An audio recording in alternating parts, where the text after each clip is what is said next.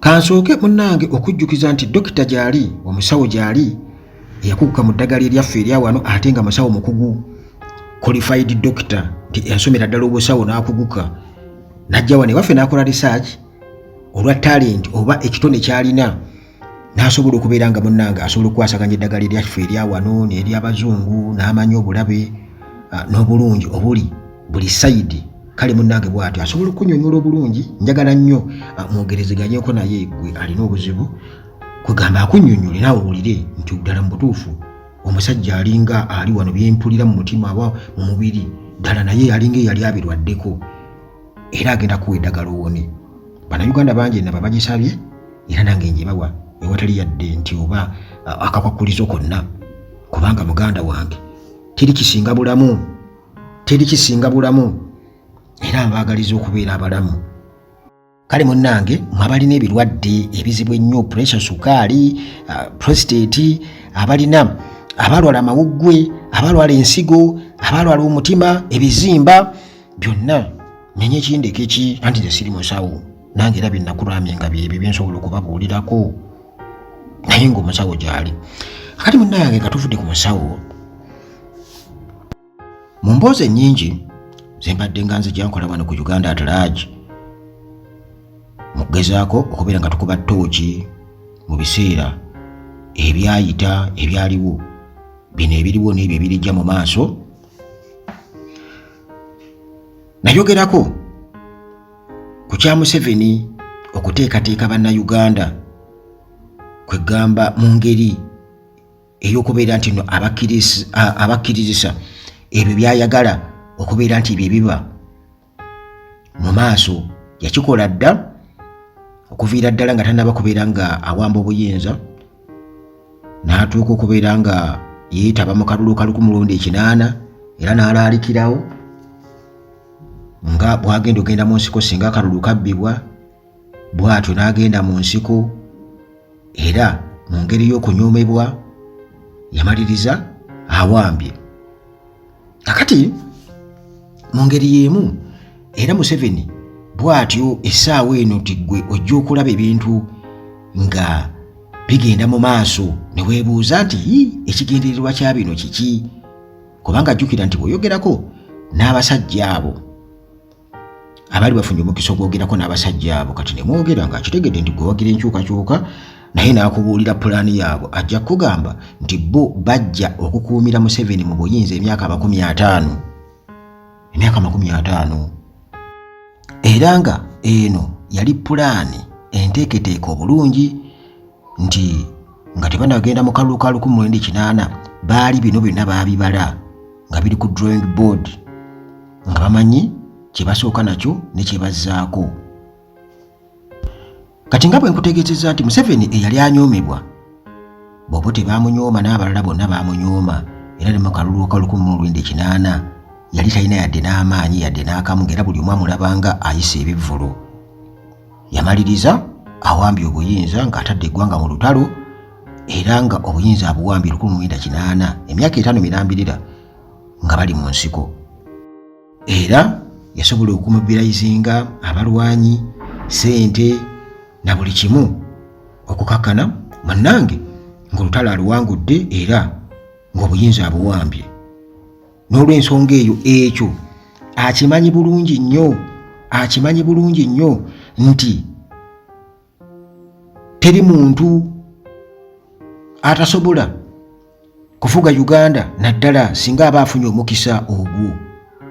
Kyovudde olaba nga Bobi Wine yabategeeza n'abagamba nti mmwe mukyazannya naye muyinza okukeera enkya nga muhoozi ali mu State House ng'ali mu State House ng'entebe ya President agituddemu singa mulema okutegeera ebintu mu butuufu bwabyo toddangaawo n'onyooma.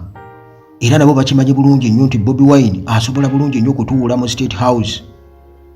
Bakimanyi nti talina kyatasobola kubanga qualities zonna zirina era asobola okutuula bulungi nnyo mu State House naddala singa abeera ayambiddwako abantu bamuwagidde alina people power ne factors endala. Kakati ne muhoozi kennyini ng'ayambibwako kitaawe asobola bulungi nnyo munnange otula mu State House ekyo tokiwakanamu. Era nga bw'olaba nti Obote yalera Museveni era n'amaliriza nga amukozeseza nga amadaala okukakkana yakakalakata Uganda emyaka gigyo ne 40. Naye ebyo nga tubitadde ku bbali nti mbadde nkusigira kifaananyi Museveni nga bwe nkugambye nti bajja n'ekibalo kyabwe era ng'ekibalo kyabwe kyakubeera nti bamukuumira mu buyinza emyaka 50. Kakati olwo omuntu nga yeebuuza what happens after Museveni, nti gwolowooza bo tebakirowoozaako, nabo bakirowoozaako okusinziira ku biriwo. Era wano wensinzire okugamba nti bakoze omulimu munene nnyo mu kubeera nga babateekateeka mu ndowooza na mu buli kimu ne babakkiriza ebintu ebiri ku bikukujju. Tebasobola kubeera nti nno mutambulira kumu mu kupulaaninga, balina okulaba nga babeera ahead. Gen Museveni apulaaninga nnyo okulaba nga abeera ahead ku ndowooza y'Abannayuganda nti ekintu akireeta bw'ati ku bikukujju n'amaliriza nga akyusiza sayidi eri endala, mwe ne musigala eno nga gye mukirabira. Naye nga amazima gakubeera nti nno obuyinza tebabuta mu buli ngeri yonna. Kakati ffe tutunuulidde ekintu kimu nti Museveni aveeko, naye nga ebiriwo biraga nti balina ate engeri gye baagala okikyusiza mu bunafu bw'obwongo oba endowooza Bannayuganda gye balina ey'ebikukujju kwe baabatuuningira olwo balyoke bo era baalule pulaani yaabwe empya. Batya ng'ojja okulaba abantu ng'oggyeko abo abafuulinga out ne Museveni kwegamba abaafuna obutakkaanya naye ne balaga nti bayawukanye ku mugendo, bavudde mu movement, bagenze bakoze ebibiina ebyabwe bamugisha muntu Dr. Kizza Besigye n'abalala. Naye waliwo abantu badayihaidizi ba Museveni era nga bano babadde naye ebbanga eno n'okutuusa kati bakyali ba minisita, bakyali n'ebifo eby'amaanyi mu magye n'ewalala, nti oyinza okulaba nga abamu essaawa eno batandise okubeera nga boogera ebintu ebiringa ebyekuusa ku kukyusa obuyinza, nga balinga abagamba nti balinga abanookinze endi kuga nti batuuse ku endi.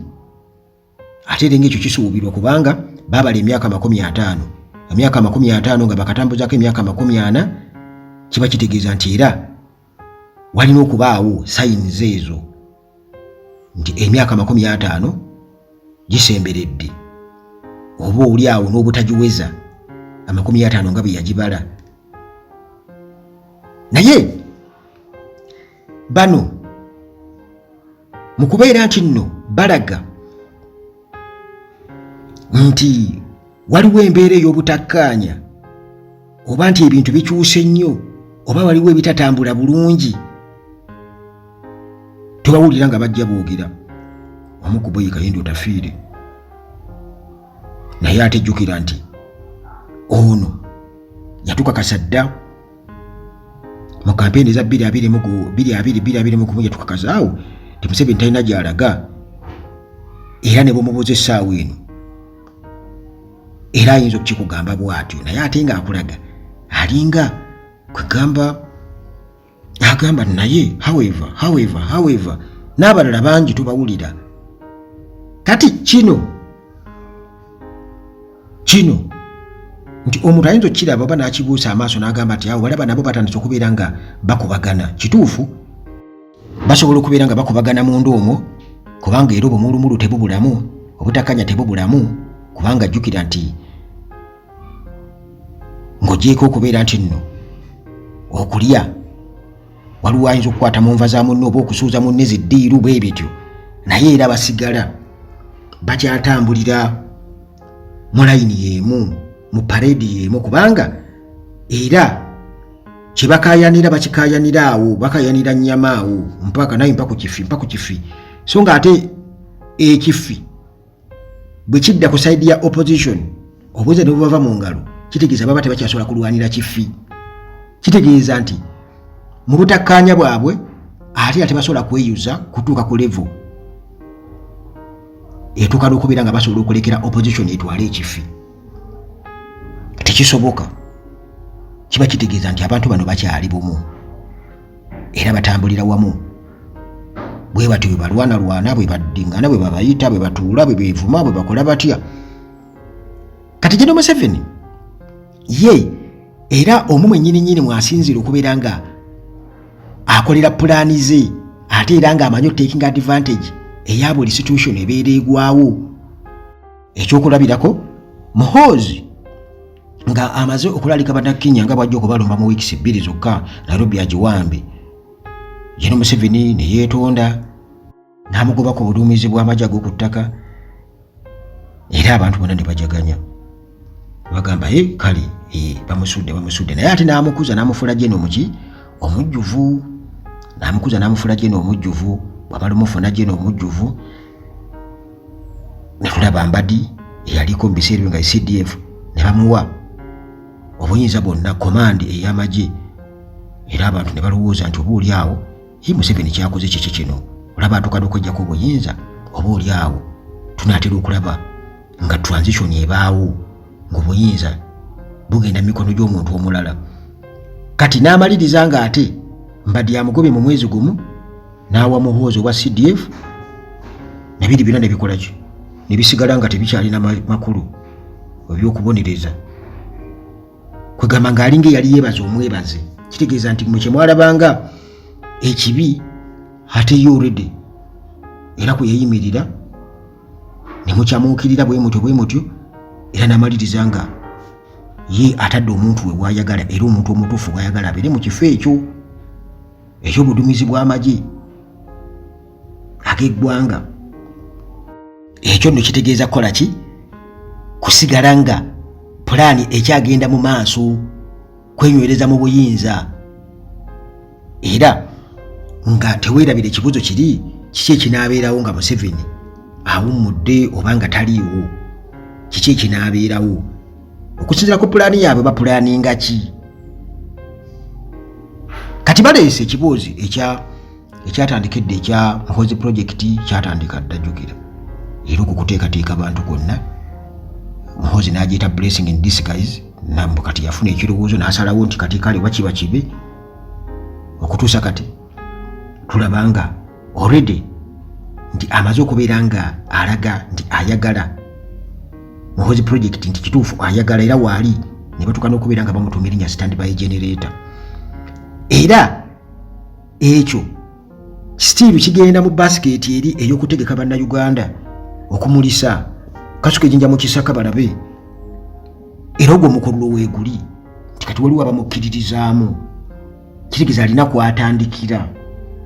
Kati olwo nga bamaze okubeera nga bakitegeera nti ddala mu butuufu tebalina ngeri gye bagenda kumatizaamu bannansi ate ng'olwedde ne international community batunuulidde bakoze ebikolobero bingi nnyo okulinnyira eddembe ly'obuntu okutta okutulugunya era emisango gye giri mu kooti y'ensi yonna mu kooti z'ensi yonna emisango gye giri.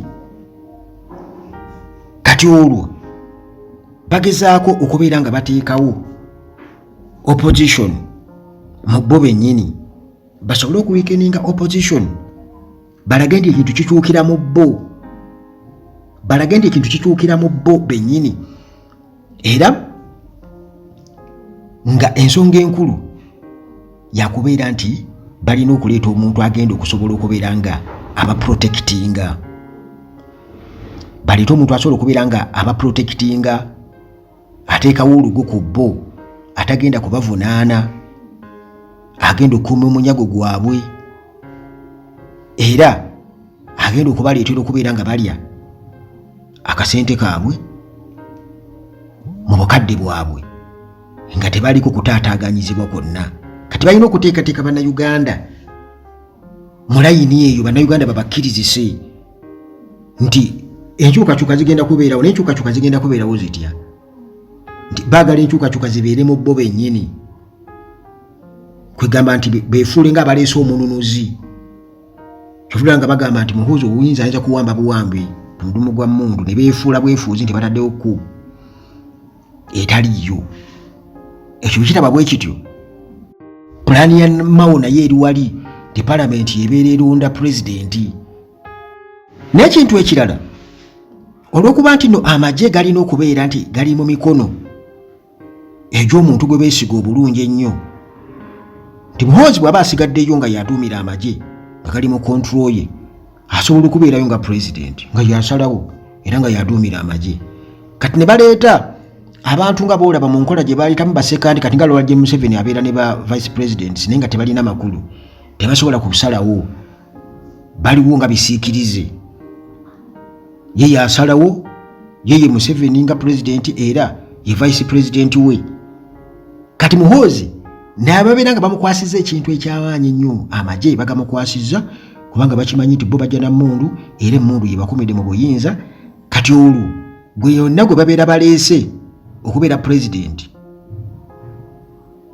nga bamusiize kaakazigo mu kiti ekyo ekyowa pulezidenti, bw'atyo n'abeerawo.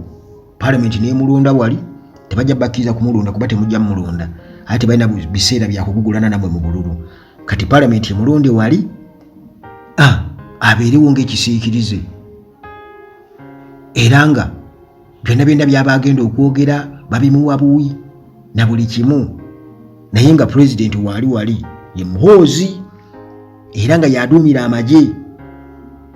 Kubanga jjukira nti kati General Museveni enkwasaganya gy'abadde akwasaganyamu ebintu nga ye pulezidenti yadde nga ye commander in chief mu magye, naye ate Muhoozi ayinza obutakisobola nti singa akwasa amagye omuntu omulala, omuntu oyo ayinza okukozesa influence eyo, bw'atyo n'amukuba n'amugjayo, kubanga jjukira ye talina saayansi oyo.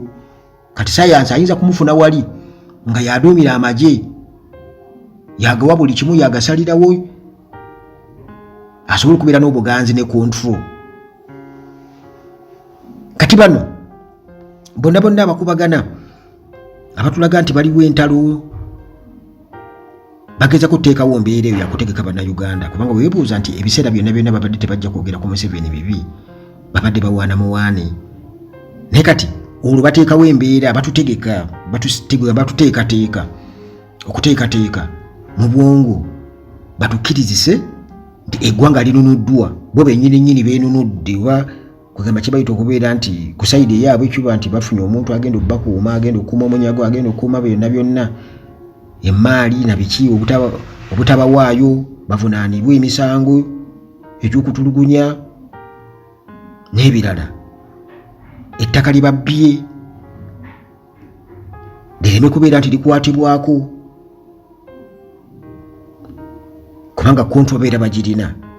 Amagye gali mu mikono gyabwe, ate n'omuntu gwe bataddeko singa babeera tebataddewo Muhoozi direct ndi kati gwe ababeera pulezidenti, basobola omulekaawo n'abeera nga amagye tasobola gakwasa muntu mulala yenna, okuleka mpozi nga amaze okubeera nti kati saayansi oyo amutegeeredde ddala ow'amagye. Kati olwo bayinza okugyawo ekisiikirize.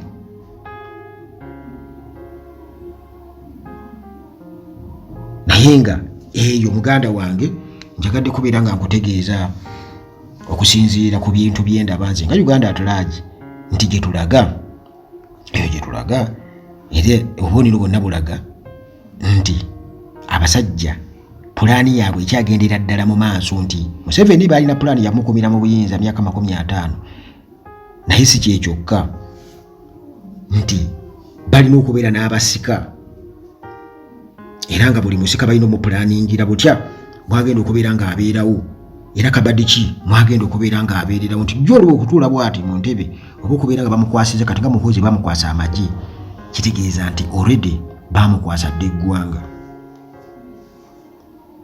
bamukwasa dde eggwanga. Ekyo no kitegeeza ki muganda wange gwe mpuliriza? Kitegeeza nti ku side ya opposition, era nga Dr. Kizza Besigye bwe yategeeza nti nno okwesiba ebbiri ziyinza obutamala, tuyinza okwesiba 4 oba 5 oba 6, era tulina okuluma emimwa gyombi, ogwago tegumala gyombi n'ogiruma bwoti okusobola okwetaakuluzaako sisitimu eyo nga bw'ogiraba nti ekintu kino kipulaaninge, ate jjukira nti kimaze emyaka 40 mu buyinza, kitegeeza kirina amaanyi mayitirivu. Kati okusinziira ku bunafu bwa bannayuganda nga bw'obumanyi, tikyangu nnyo okuba manipulatinga era kyangu nnyo okubeera nga babeerawo awo bwe batyo. Kiba kitegeeza extra effort, otherwise nti pulaani ey'okubeera nti nno bakola transition oba okyaloota ekyokuba nti obuyinza bugenda kukyuka budde mu bacivilians nga bwe baba bategeeza, tebusobola kugenda mu bacivilians, obuyinza buli mu magye, ate si buli gw'amagye nti naddaawo yeewaane nga bw'asobola okubeera nti naye obuyinza ajja kuba ayinza okubukwata, nti ab'amagye abalala baliwo okukuumira bannaabwe mu buyinza, famire mu buyinza. Kwegamba y'ensonga ki bagamba nti nno obuyinza bulina Uganda erina kufugibwa b'amagye, nti ab'amagye balina kuyambako bonna, wabula si bonna, nabo balina okubeera nga bakimanyi.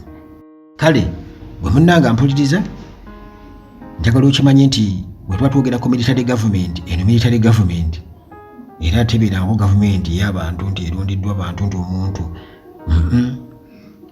era ekyo kigenda kusigalawo singa bannayuganda babeera tebasobodde kubeera nga bakitegeera. Kigenda kukosa nnyo eggwanga lino era mwetegekera obuddu n'obwavu obw'ensibo, mwetegekera obuddu n'obwavu obw'ensibo. Ekyo munnange nkibabuulidde.